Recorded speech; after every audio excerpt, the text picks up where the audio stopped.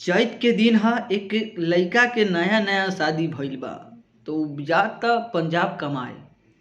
तो लइकिया कहता का कि भइल तो शादिये भइल कुछ दिन रह घरे ओकरा बाद जइहा कमाए।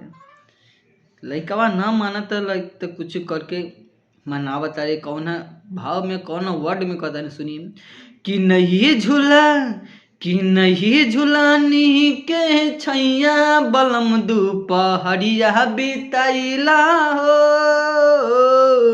नहीं झुलानी के छैया बलम दुपहरिया बिताइला हो। आब बिताइला दुपहरिया बिताइला, आब बिताइला दुपहरिया बिताइला।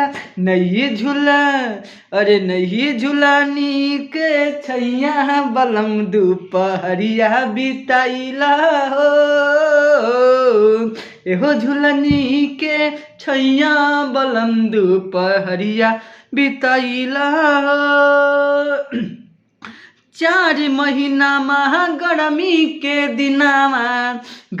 दिनावा हो चुए पसनावा। 4 महीना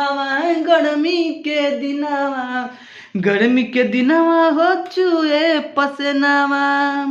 तो लइकावा कहता कि चुए ना आए हाय चुए न देबो पसनमा गोरी हम बेनिया डोलाई देबो।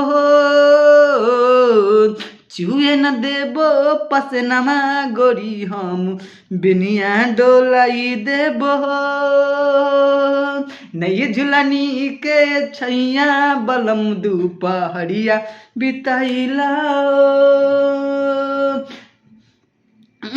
4 महीना सरदी के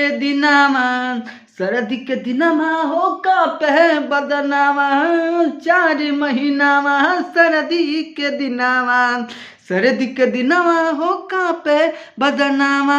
कापे ना ओए होए कापे न देबो बदनामा गोरी हम चदरिया ओढ़ाई देबो। नहीं झुलनी के छैया बलम दुपहरिया बिताइला। एहो झुलनी के छैया गोरी हम जिंदगिया बिताई देबो। नहीं झुलनी के छैया बलम दुपहरिया बिताइला। मान जा कि हम तो नैहरे रहता रही एसी में। कौन कहलस अगुआ से पूछा उहे से बात कर ससुराल में अलाना बा फलाना बा चिलाना बा यहाँ क्या बा। हंसुआ खुरपी खेती में जा कि हम तो नैहरे रहता रही एसी में। यहाँ देही जड़ी जाता हमरी खेती में। यहाँ देह जड़ी जाता हमर खेती में। मानबू ना बात का।